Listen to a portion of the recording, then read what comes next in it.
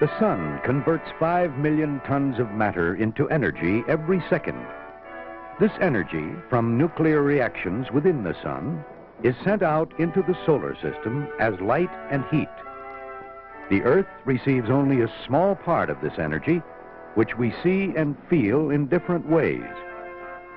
As the sun warms the Earth, the air is also warmed.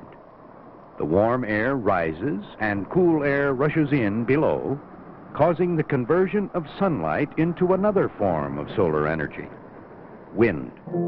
In early 2009, Vestas Wind Systems, a Danish-owned renewable energy conglomerate and owners of the only UK-based wind turbine manufacturing plant, announced that production methods in their UK factory were to change, securing the future of their workforce.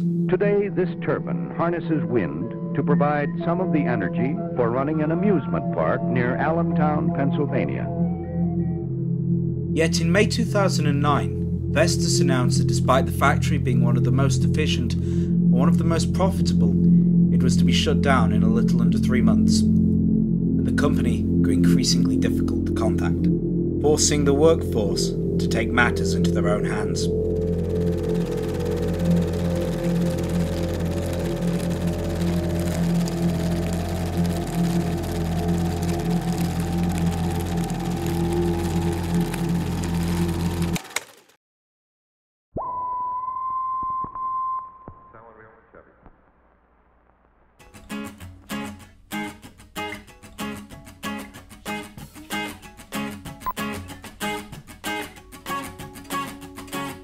Come and get a job in renewable energy.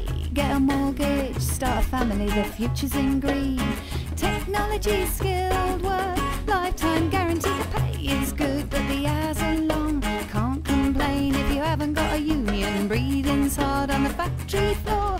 If you don't like it, you know where the door is. Windmill, turn it on. Boys on the balcony standing strong. Wind power, wave and sun.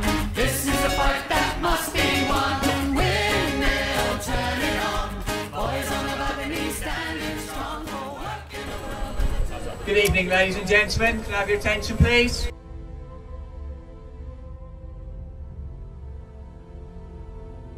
We were told that basically we're going to have a big meeting. Everyone in the company was to come in on a Tuesday morning for a big interview.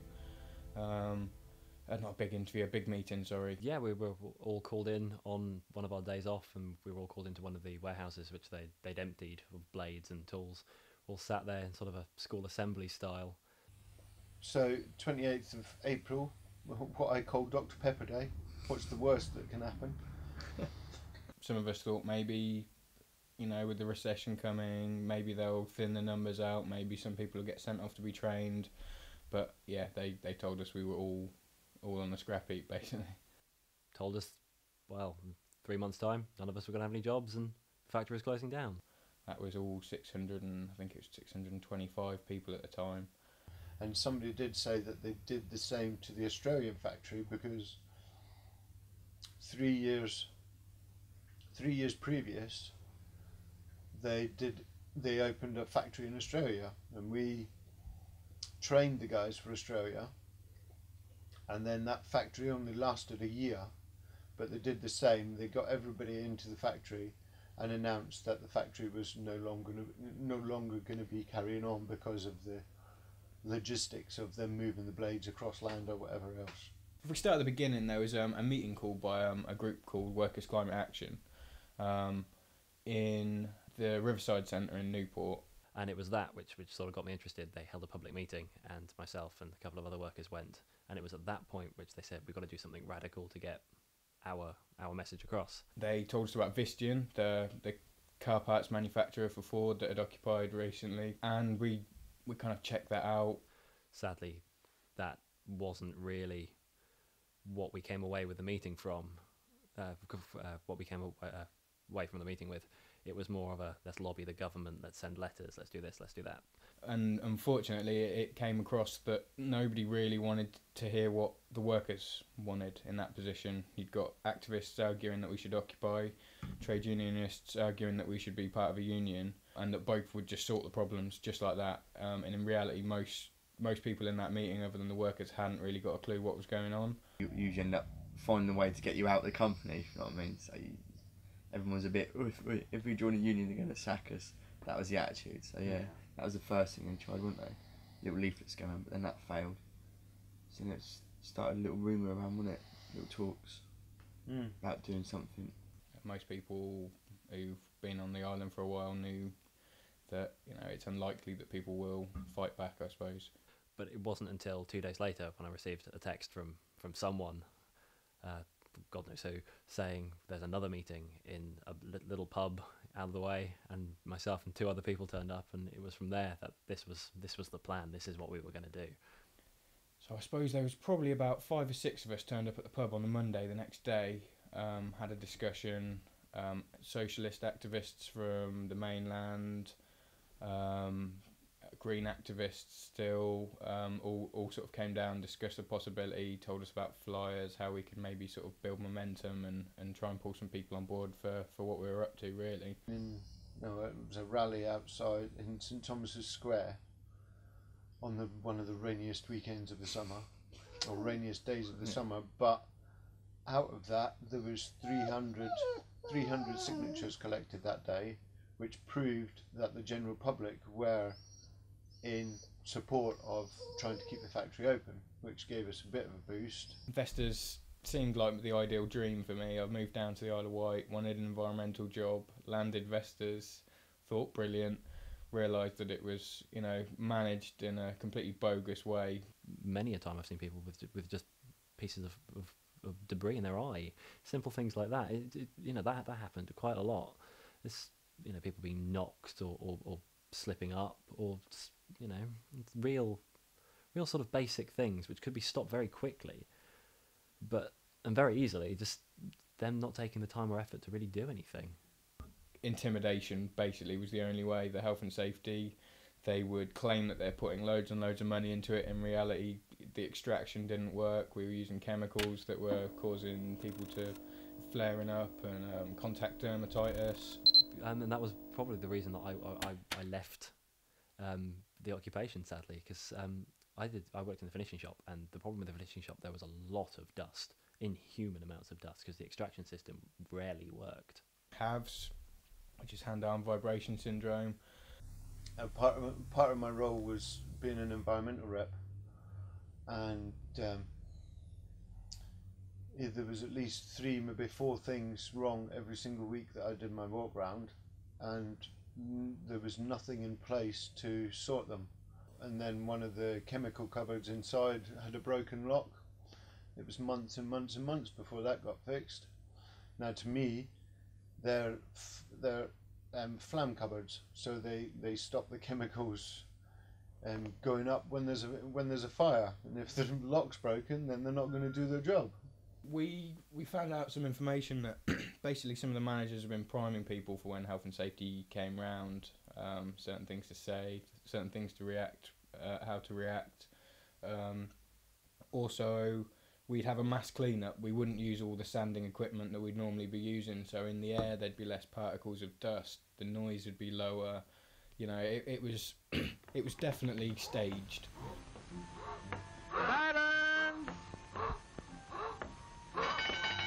Health and safety were 2 words which weren't in the Vestas vocabulary. I remember the management doing a massive campaign on like skin contamination, and we're going to root out all of the problems which are sending our employees home sick. And then when we were exploring the sort of the factories for hazards, we came across a bag of glass fibre fibres, just open and these are supposed to be under sort of vacuum sealed, because if they get in your lungs, it will kill you. And they were just there, open, and management were just like, yeah, we'll get round to that, and they never did. Also, they sort of implemented new processes without actually testing them before or asking us if they were safe to do. They would say, you're doing it this way, and that's how it's done, and then they would worry about it near the end, like they said, they wouldn't, Whether it be different abroad or not, it's a different matter. We were the only ununionised Vestas company in the network of Vestas. I kind of had a feeling that maybe if it was being run by the Danish people that had this management ideal, that maybe it would be a little bit fairer, a little bit different. Also, other places had stricter guidelines for health and safety rules. Other countries would not allow certain resins and epoxies and things that we were actually using in the factory. It was all well and good them saying, yes, we're going to stop skin contamination, we're going to root out all of the problems, health and safety is going to be our #1 priority. But when they don't provide you with the right equipment, and the equipment which is already there is broken or outdated, it's all well and good. You can have the best intentions in the world, but if you don't follow through on them, it doesn't really matter. And that was their problem. We got in touch with people from Vestas and other occupations. We'd spoken to people who helped plan university occupations or work occupations. And then we just went back to the factory, and we sort of got a little network going of people we could trust, our real close-knit friends, and sort of spread it slowly, week by week, adding more and more people until we had a group of, we hoped, 30 or 40, which we could go, right, this is it, these are the people, this is what we're going to do, and this is when we're going to do it. And we did. It took some time, and it did take a lot of effort. We did have to avoid a lot of managers. In the knowledge that it could take a long time, we were hoping it would only take a few days, as, you know, it's a multinational, and the government, it's not just a multinational that the government can ignore. We were having a real shout at the government and saying, you know, stop saying what you're doing when you're not doing it, basically. That we need a strategy to sort the planet out, and green energy is a major part of that. And what are you doing, letting jobs go when you should be creating jobs? Really, the main goal, although it be a fairly unlikely goal, was nationalisation under workers' control, some kind of cooperative that the workers would run and manage, and hopefully be a hell of a lot more ethical than the actual company that claims to be saving the planet. We're planning to go in on a night, and during that day there was an emergency meeting called, and myself and all of the other people who were still interested turned up, and we found out that 2 of our supposed activists had ratted us out to the general manager. Pulled a couple of guys into the office and said, basically, we're cleverer than you, we know what you're doing, don't bother, back off, sort of thing. We heard this and managed to pull things together by the end of the night, and we ended up going in at about 7:30 that evening. So numbers weren't there like we were expecting, because it was very short notice.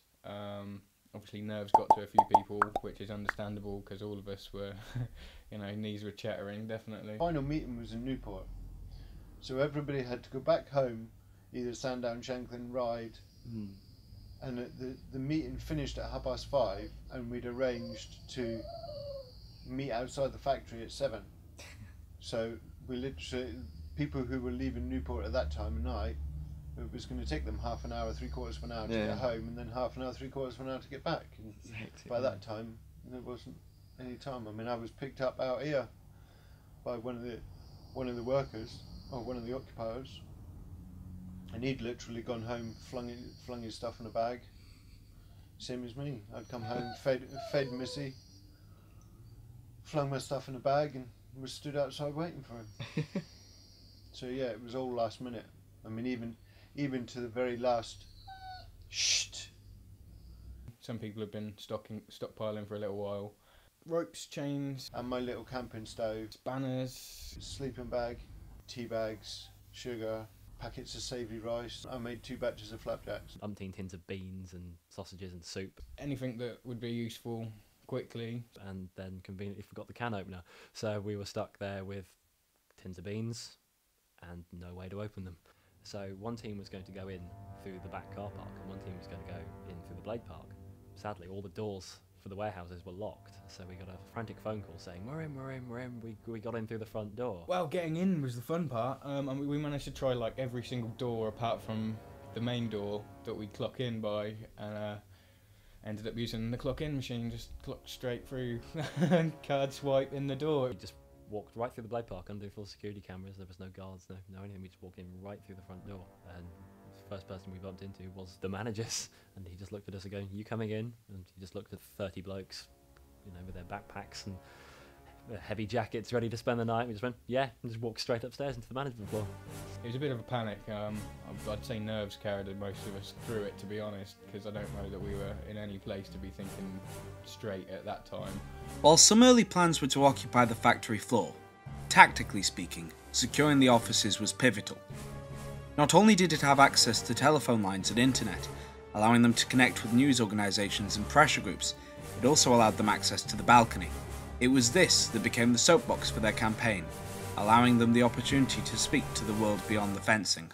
But just because the building had been secured, didn't mean it was going to be a restful night. Very nervy. There was lots of police present, people with riot shields wandering around, you know, the managers were all swarming around downstairs, private security started turning up on force. And it was 3 hours, it's like 4 o'clock in the morning, and I just remember going, oh, I'm knackered, I'm falling asleep at the desk. But you don't want to fall asleep just in case someone comes in through that door to drag you out. Because we were doing this, and all this months of planning and going behind people's backs and being really scared that it was all going to go wrong, and suddenly it wasn't going wrong. We were sitting here, we'd done it, and it was happening.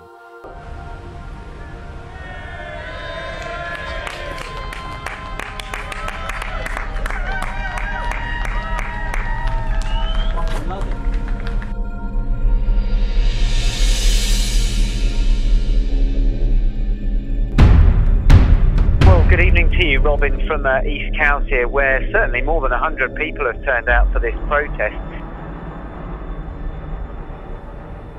As the night turned to dawn, journalists and reporters from all over the country leapt on the first ferry they could to the island, eager to report on the brave workforce. We say, take Vestas factories into public ownership under workers' management, reinstate all workers.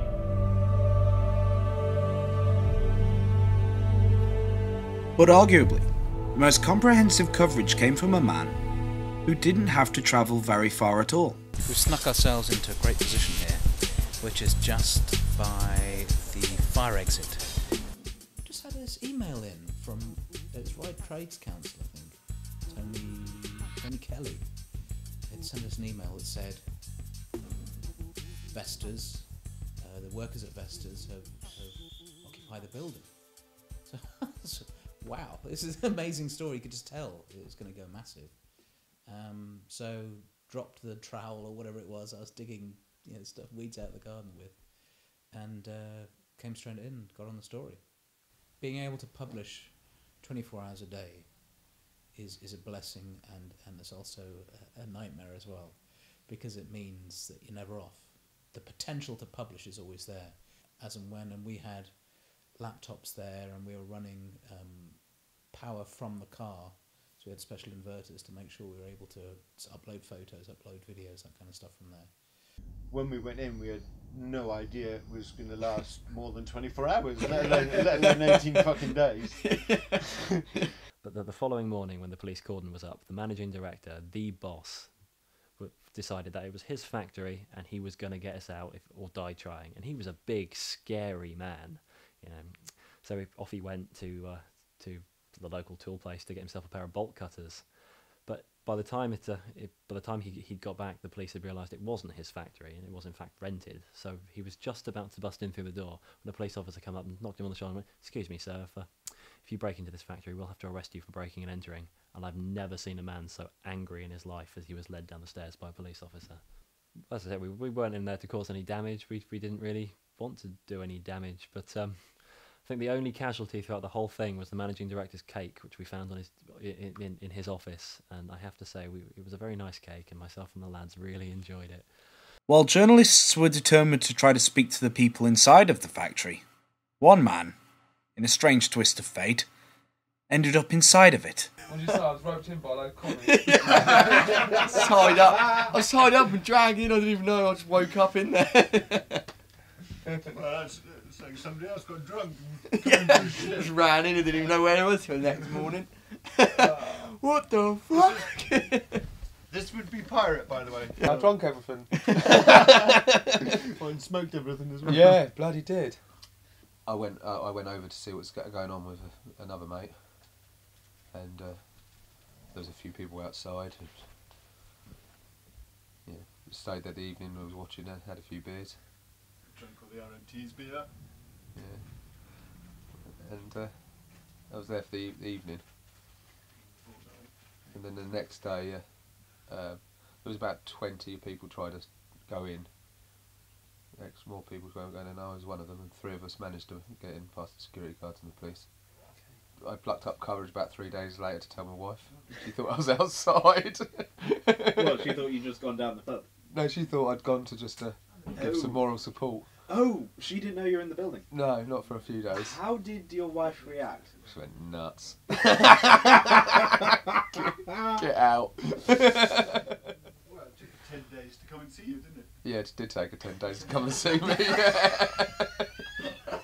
She don't like going to Newport. It's a bit far for her. When you live on the island, as you know, your world shrinks to the size of the island.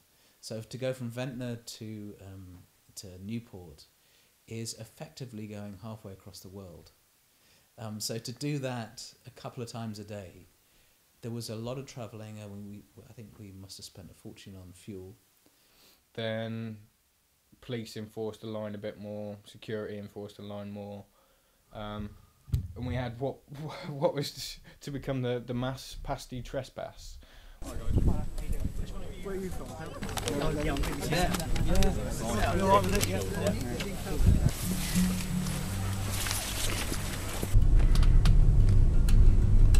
No, Steve Deacon.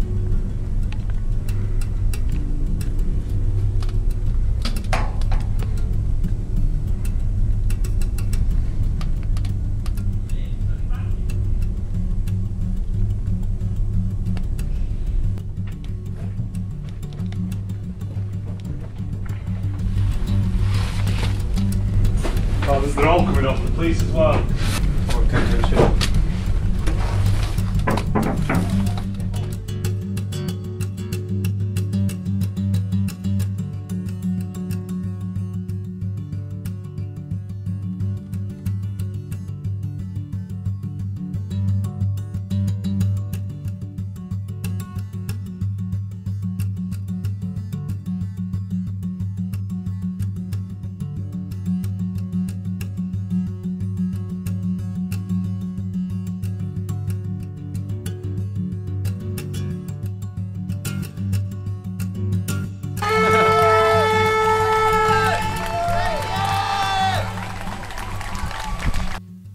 One thing that seemed to have an effect on the protest was when the rain came, because it had been really glorious weather for a lot of the time there. But when the rain came along, it was pretty harsh actually. And I remember one thing sticks in my head particularly was a guy who wanted to take food in to the protesters. This was early on when they were being denied food by Vestas at that point. He sat there, stood initially with the police. The police at that point were the ones who were stopping people going in.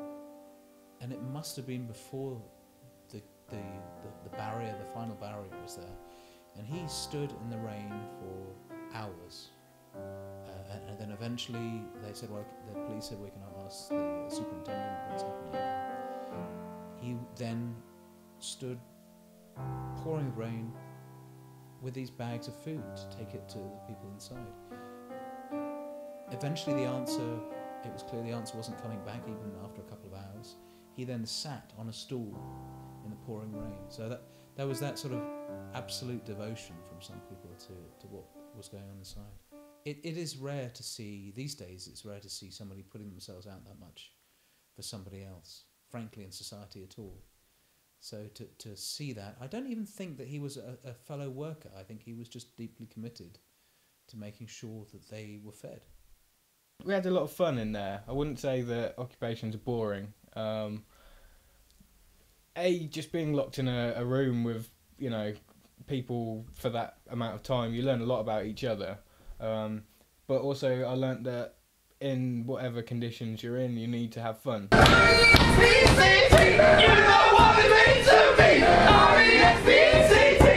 Like it's a major stress reliever, and to be honest, although I'm not really one for having fun an awful lot, I'm a bit of a grumpy bugger. A lot of my friends in there wanted to do things. I mean, there was a musical made while we were in there of the occupation.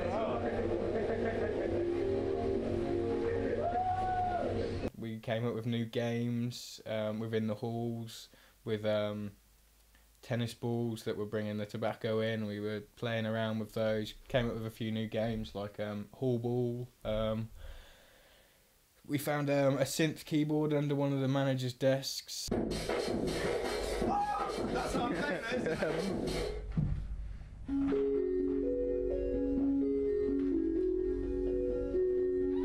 So that came out, and Seb, one of the guys in there, was playing around, entertaining us for a while. It was a good laugh, you know.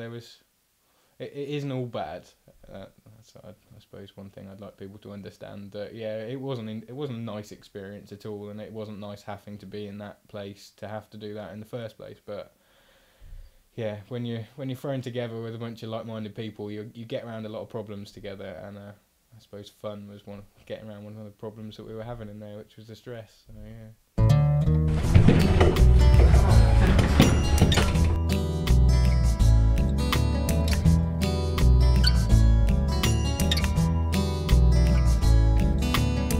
2 days, the day gets better.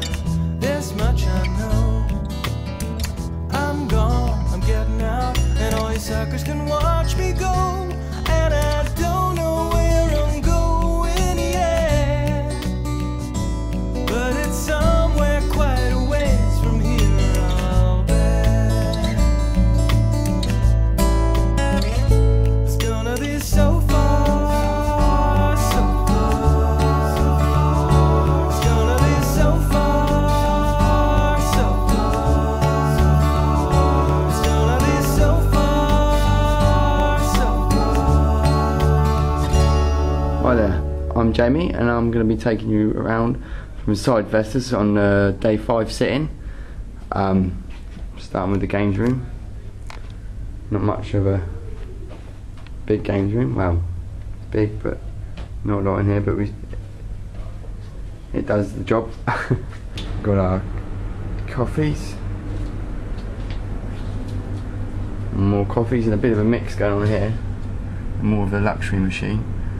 Except for beef and tomatoes out, and so it's PG tips and more drinks, none of alcohol, which are alcoholic unfortunately. And then we've got our little fridge down here where we store all our cool stuff that we need to keep cool, of course. Only milk at the moment. Sometimes we get anything from outside, there's pasta or anything in there, but very rarely. Steak and kidney, pretty much out of date now though, ran out on Friday. Bedroom in here, and going to the communication room, which is where everything goes out and make all our videos. So this is where we do all our writing, networking, shall I say, sending out emails. Everybody hard at work, of course. Oh yeah. Don't let my dad see me reading that. Go on to outside onto the balcony. Got music. Got the fans, the supporters. Still supporting late at night, all camping over there.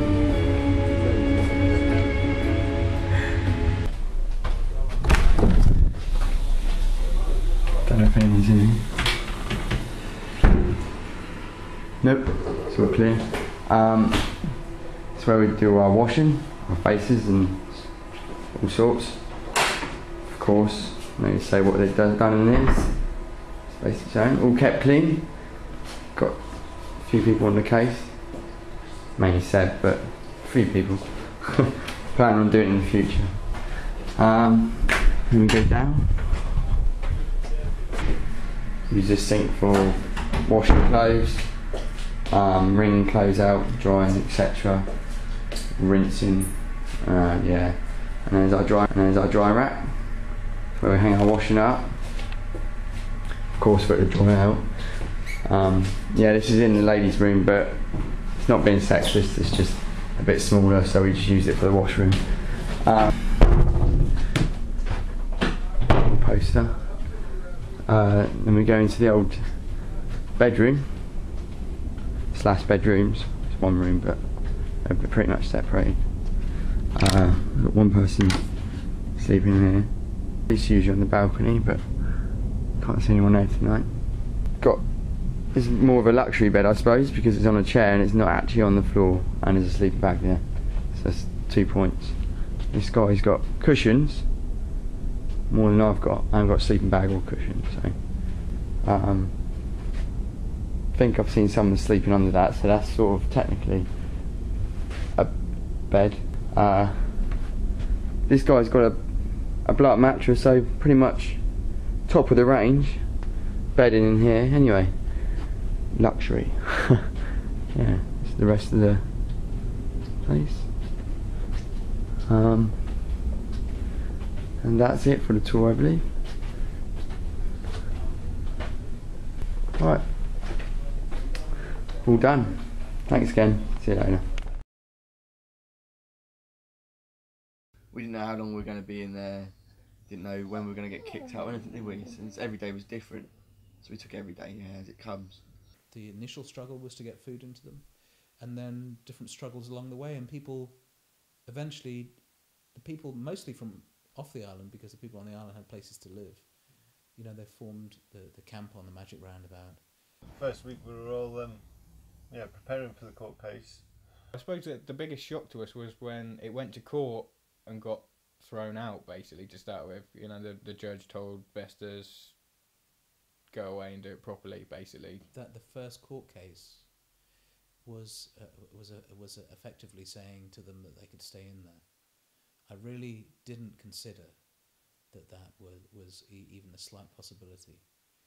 I mean, sitting in the court, watching it being argued, you could understand why. We got nearly a whole other week, which was like the first confirmation of a certain amount of time that we could almost sit back a little bit. I wouldn't say relax, but we weren't on edge thinking they're going to storm in the door today and drag us out. I mean, in my view, the guy who was working for the RMT was the solicitor, the barrister, was a very smart guy, had his arguments inside out, and really knew his stuff.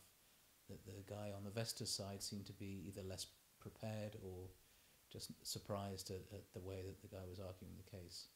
Then to see the judge say, right, it's been you know, that they don't have to be evicted was extraordinary. We knew we were going to be there as long as it took. I believe that it's worth standing up for, so let's just do it. If it's now or never. We've got to the point of it's now or never. First off, we were reported as getting our sacking letter with a pizza. We didn't get a pizza. We got a quarter of a 9-inch pizza each. All of the paperwork was under. We got, what was it? About 2.5 pizzas came up for the amount of people that were in there at the time. I think it was about 11 of us. And yeah, basically got our letter telling us that we engaged in industrial action. We were being fired from then. And yeah, I suppose to a certain extent we knew we were to expect that maybe before we went in. Didn't think it was going to be done as you know, in such an out of order way as far as we were seeing. You know, they snuck it in. We knew that they couldn't sack us, they couldn't deliver us legal documents unless we accepted them, but we accepted the food, therefore it counted, and yeah, they snuck our letters in. Now I actually have a copy of the letter that was given to our lads inside, and I'm just going to take a minute to read it to you. We refer to our memorandum dated Wednesday the 22nd of July, in which you were advised that your participation in the ongoing industrial action rendered you liable to dismissal by the company. In that memorandum, we encourage you to cease participating in that industrial action and made you aware that, should you fail to do so, the company might have no alternative but to terminate your employment. Despite the content of that memorandum and attempts made by the company to dissuade you from continuing with your current industrial action, you have not ceased to participate in it. The company views participation in action and your failure to follow reasonable and lawful instructions by your employer to cease such industrial action as amounting to gross misconduct, resulting in a fundamental breakdown in the mutual obligation of trust and confidence between you and the company.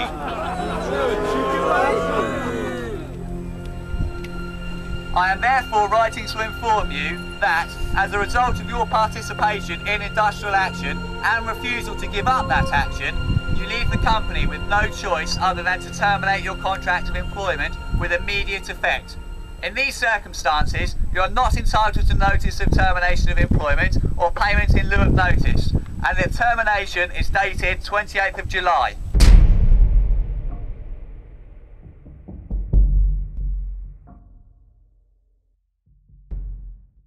Well, I was supposed to be on holiday the second week, so I apologise to my mum for not going onto the holiday. Okay. Anywhere nice? Yorkshire Moors. Sorry, mum. We've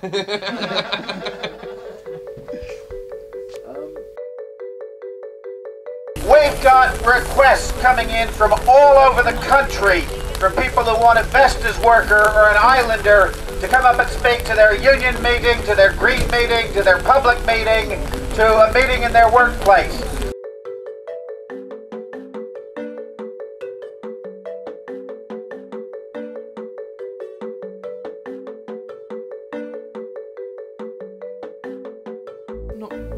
I wasn't really tense by then. I don't think I'd lost my job, so it was like, if they're going to come and get us, they're going to have to come and get us, I suppose. That's it, yeah. The inevitability that they were going to be ejected. The defence barrister put up great arguments, but I think in the time in between, the Vestas side had really got the stuff down and worked it out that closed the gaps that were there that the other guy had wiggled through. It was obvious that eventually they were going to be evicted because the building was owned by Vestas. It was just, I think probably the people inside were pretty surprised the first one went through, and then disappointed. I would have thought that the second one went through, but an inevitability. If Denmark, the management in Denmark had treated us like any other Vestas factory in Europe, there wouldn't have been this fuss. It's only complete mismanagement locally. Of course we wanted the public to know what was going on. We had masses of support outside. We can't thank anyone enough just for turning up and waving and screaming. As a lot of you are aware, tomorrow evening there will be a demonstration starting at 5:30 from the square in Newport.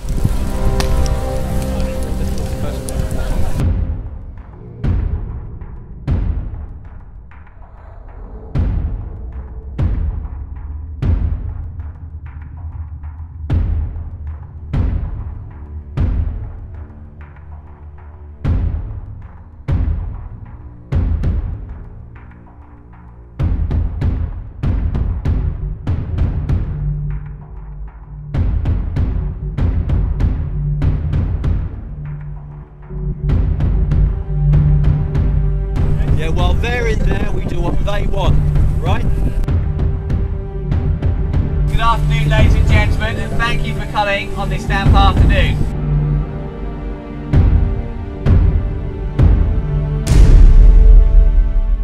They issued us with this time of midday, and to be honest, none of us really believed it, because with the amount of people that were gathering on the outside, the amount of media that were on the outside, I didn't see that they wanted to be doing that at sort of midday. I was thinking 3 o'clock in the morning, they'll come in and get us, sort of thing. Maybe this will die over and it will happen.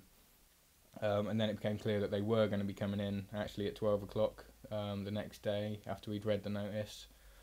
It was pretty manic, actually. We got to a point where we're not sort of paparazzi or anything like that, so we're not used to hiding in bushes. But there were sections where people were. The guys inside were deciding to leave voluntarily, it was unclear whether they'd be dragged out or what would happen to them. And we got a few bits of video footage of the first people leaving and photos from sitting in these bushes to try and get the shots. All got kind of various ideas of how we wanted to go out. There's a couple of us that didn't really want to be removed. We wanted to leave of our own accord.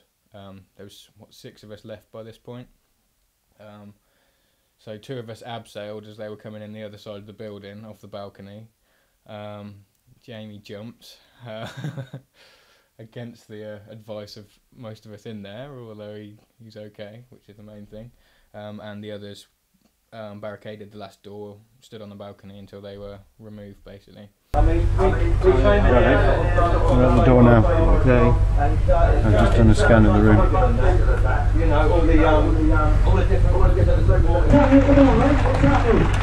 We can see them at the door at the moment. The last door coming through to us. They're just trying to get it open. We're filming everything at the moment as well.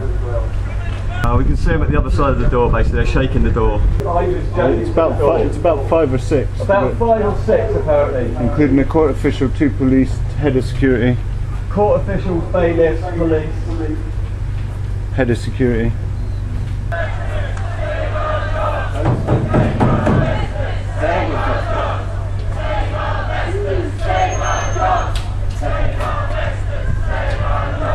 It's open. They're now in. They're now in with us. It's going to be a couple of minutes before they're in.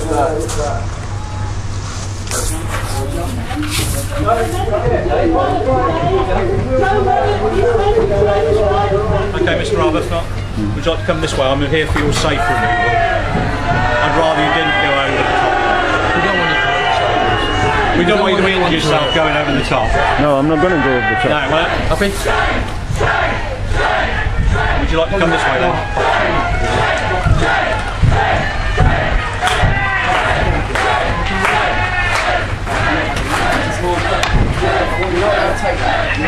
Okay, gentlemen. Would you like to go that way, please? Yeah. Pass, please. Fine, mate.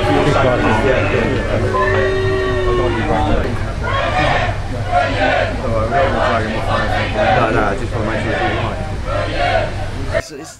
It's like I always looked over and I was like, oh, it wouldn't be that far until I actually got up and sat up there. And I remember looking over and thinking, whoa, it's just like that pan out as they do, you know, when they pan out in films or whatever. Yeah, it just zooms out, it's like, whoa. And just thinking that's the only way sort of out. So I'm going to be dragged out of it. And I didn't want to be dragged. And I was just like, sod this, I ain't getting dragged out of it. And all of a sudden I just remember someone grabbed me and I leant forward. And that sort of panicked me in a way, because when he just grabbed me out of the blue, because like people talking to me, it was just all a haze, everything was a haze because it was all happening so quick. And I'm looking down and just thinking, and just thinking that's the only way sort of out. So I'm going to be dragged out of it. And I didn't want to be dragged, and I was just like, sod this, I ain't getting dragged out of it. Okay, yeah, you can keep an eye on that, sorry.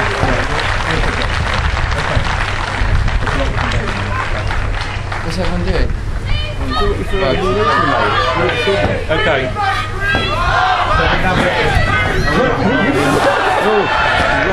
Make a spectacle of himself. Leave him. Okay, leave him. He'll be fine. Right, so would you like to leave the premises now?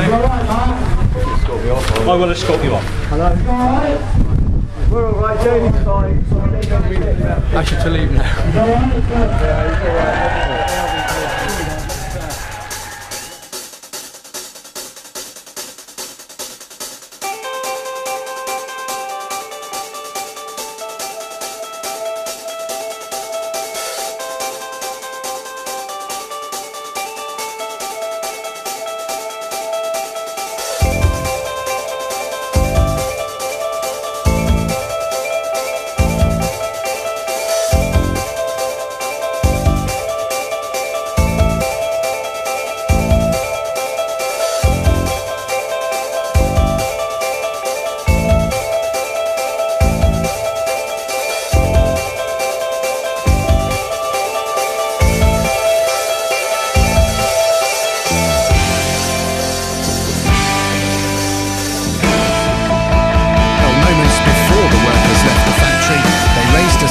From the balcony which said, Vestas, this is only the start, you will lose.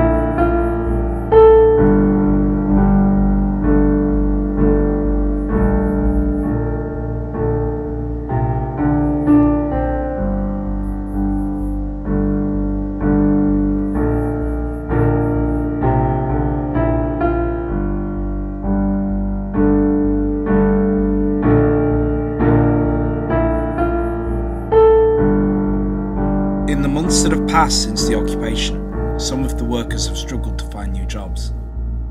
A set of wind turbines have subsequently been commissioned and finally given the go-ahead on the Cheverton Downs site, but it will not be an island workforce that builds them. Not now. The winds of change may have finally begun, ladies and gentlemen, but for the 625 members of the Vestas workforce, the wind no longer blows.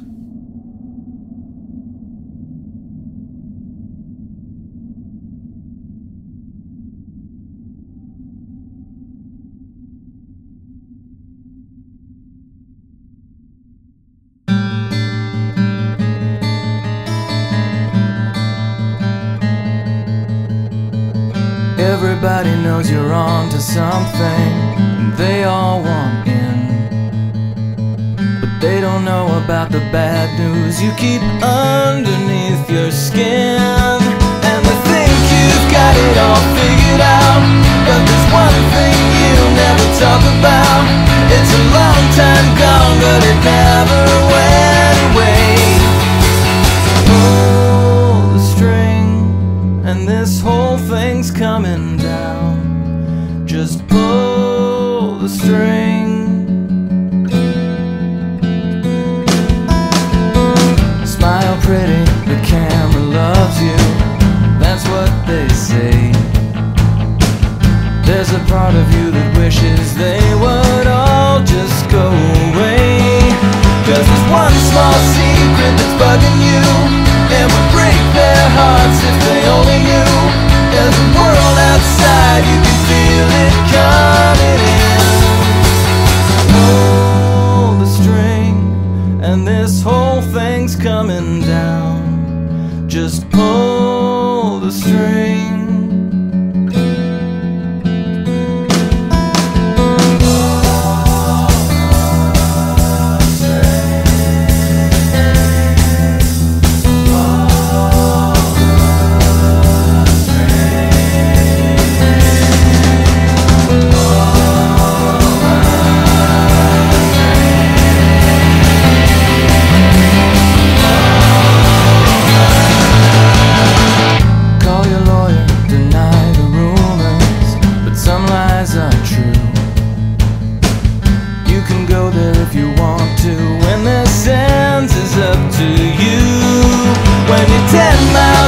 And you're coming down, you won't feel a thing when you hit the ground. You just come apart and it's like you never were. Pull the string, and this whole thing's coming down. Just pull the string.